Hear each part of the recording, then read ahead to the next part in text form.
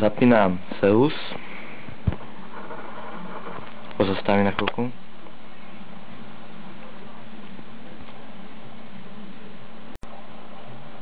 Seus mi zaplo. Baterka je nabitá na 100%.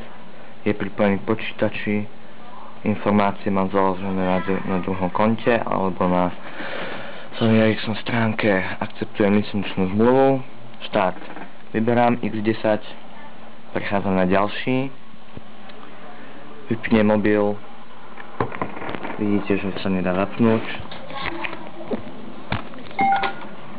Vypnem mobil iba, keď vyberám baterku. Počkáme tých 15 sekúnd. 40. OK, 30 sekúnd prešlo. Vkladám tam baterku. Teraz otváram USB konektor.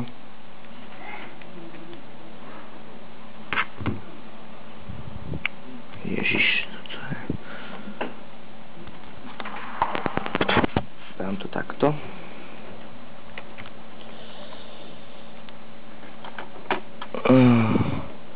Najprv štikám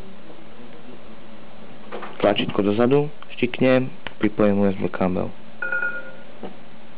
Stačí počuť ten zvuk, že nenašiel software, teda hard. A stále vidieť, že mám asi zapojený Seus, mám zapojený vo flash móde a Seus nereaguje.